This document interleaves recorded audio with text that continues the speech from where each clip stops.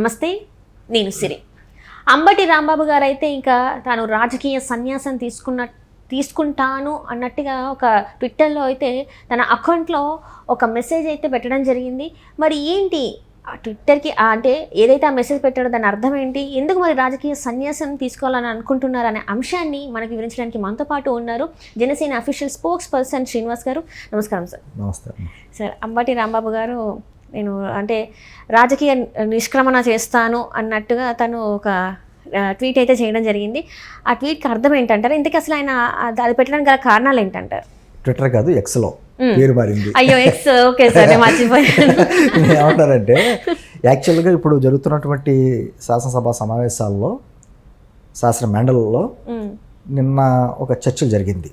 చర్చ జరుగుతున్నప్పుడు కొంచెం వాదోపవాదాల్లో లోకేష్ గారిని కూడా కొన్ని మాటల ప్రస్తావన వచ్చింది. లోకేష్ గారు కూడా కొంచెం సీరియస్ అవ్వడం జరిగింది. గత అసెంబ్లీలో మా తల్లి గారిని కూడా చాలా తీవ్రంగా అవమానించారు. చూస్తూ ఊరుకుంటామా మేము? అయినా కూడా మేము మా తండ్రి గారు ఆ రోజున చంద్రబాబు గారు ఈ గౌరవ సభలో నేను ఉండను, గౌరవ సభ అయిన తర్వాత వస్తానని చెప్పేసి ఛాలెంజ్ చేసి పోరాడైనా మళ్ళీ అసెంబ్లీలో అడుగుపెట్టారు. మీ నాయకుడు ఎందుకు రాలేకపోతున్నాడు అసెంబ్లీకి అనే మాట్లాడడం. అదే సందర్భంలో బొత్స సత్యనారాయణ గారు కూడా మాట్లాడుతూ అటువంటి వ్యాఖ్యలు ఏమన్నా ఉంటే నేను సమర్థించను, కానీ అది ఇప్పుడు అసందర్భం అన్నట్టుగా ఆయన మాట్లాడాడు. అది చాలా సీరియస్ డిస్కషన్ జరిగింది.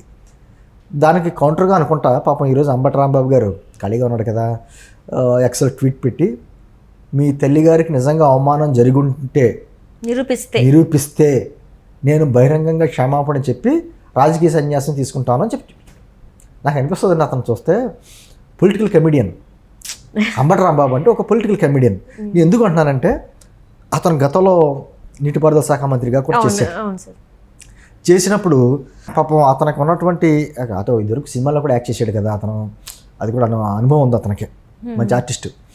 అయితే ఆ కళ అంతా చూపించాడు. అంటే సినిమా తనకు వచ్చినటువంటి తెలిసినటువంటి కళ వేరు, రాజకీయం వేరు అనేది మర్చిపోయాడు పాపం. అప్పట్లో జనసేన తరపున అక్కడ క్యాండిడేట్ నిలబడితే అంతకుముందు గాజు గ్లాసులతో నా గుండెల్లో గుచ్చకండి, ప్రాధాన్యపడుతున్నాను, నాకు ఓట్లు వేయండి అనేటువంటి రిక్వెస్ట్ కూడా చేశాడు బహిరంగ సభలో.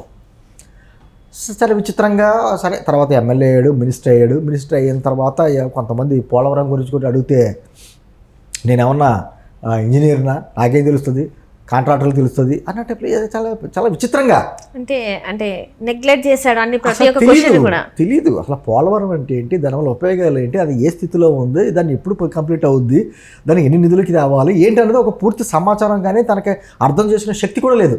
పోలవరం నాకే అర్థం అవుతలేదు, ఇంకెవరికి అర్థం అవుద్ది అన్నాడు ఆయన. అంటే అతనికి అర్థం అవ్వకపోతే ప్రపంచానికి ఎవరికి అర్థం కానట్టు, ఎందుకు కన్స్ట్రక్ట్ చేస్తున్నారు కూడా అర్థం కాని పరిస్థితుల్లో అక్కడ ఉన్నాడు అనమాట. అటువంటి అతను నీటిపారుదల శాఖ మంత్రి పైకి ఎక్కడెక్కడ కనబడేవాడు, మీకు అక్కడ డ్యాన్సులు చేస్తా, వాళ్ళతో వీళ్ళతో రికార్డింగ్ డ్యాన్సులు చేస్తా కనిపించేవాడు. సరే అంటే నేను ఇప్పుడు ఏం చెప్తున్నానంటే అమ్మ, ఆ రోజు చంద్రబాబు గారు అసెంబ్లీకి రాను అని కళ్ళంట నీళ్లు పెట్టుకున్న సంఘటన మన అందరికీ తెలుసు. ఎందుకు పెట్టుకున్నాడు? సరదాగా పెట్టుకున్నాడు. ఆయన చాలా తీవ్రంగా ఆయన్ని, ఆయన భార్యని, కుటుంబంలోని వ్యక్తుల్ని ఎంత తీవ్రమైనటువంటి అవమానపరిస్తే తట్టుకోలేక అంత అనుభవం ఉన్నటువంటి చంద్రబాబు నాయుడు గారు మామూలుగా అతను తొడకడైనా ఎటువంటి ఘటనలకైనా తొడగడం మీరు చూసే ఉంటారు. అతని మీద క్లర్మెన్ బాంబులు దాడి జరిగినప్పుడు కూడా అలిపిరిలో చాలా తలుపు తీసుకొచ్చాడు ఆయన. అంత తొడగడైనా భయపడ్డాం. అటువంటి వ్యక్తి కూడా ఎప్పుడైతే మానసికంగా నేను రాజకీయాల్లో ఉన్న వాళ్ళనే కదా ఈరోజు ఇంత దారుణంగా మాట్లాడుతున్నారనేటువంటి బాధతో కళ్ళంట నీళ్ళు పెట్టుకున్నాడు ఆయన ప్రెస్ మీట్ పెట్టి. ఏంటి ఇటువంటి వ్యక్తి ఏంటి కళ్ళంట నీళ్ళు పెట్టుకున్నాడు అని చెప్పేసి నిజంగా ఎవరికైనా ఇదే వద్ది. ఎందుకు బాధపడ్డాడైనా? కేవలం ఆయన భార్యను అన్నమాలనే కదా. మరి ఎదురుకుండా మరి లోకేష్ గారికి చూస్తా తల్లి గారిని అంత అవమానించినప్పుడు ఆయన ఎలా ఊరుకుంటాడు? అయినా సరే కక్షధోరణ చర్యలు ఎక్కడ తీసుకుంటలేదు కదా.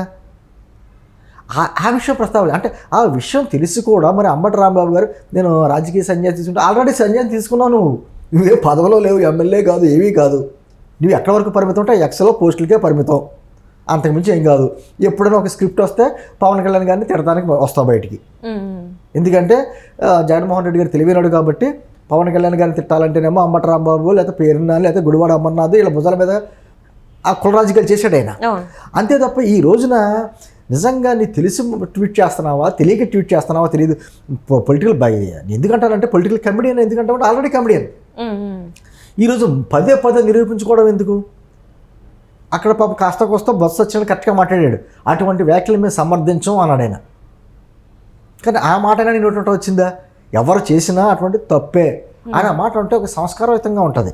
గతంలోనమ్మా సరే చంద్రబాబు గారును లేకపోతే వైఎస్ రాజశేఖర రెడ్డి గారు వాళ్ళు సభలో ఉన్నప్పుడు చాలా తీవ్రంగా జరిగే చర్చలు. ఎక్కడన్నా మాట చిన్న మాట పొరపాటు వస్తే సభాముఖంగా నా క్షమాపణలు చెప్పేవారు. నేను మాట్లాడిన మాట పలానా వ్యక్తి అతనికి ఏమన్నా ఇబ్బంది కలిగి ఉంటే నేను నా మాటలు విత్డ్రా చేసుకుంటున్నాను అనే మాట గౌరవంగా చెప్పేవారు. వాళ్ళు దానికి ఫీల్ అయ్యేవారు కాదు. అది సంస్కారం.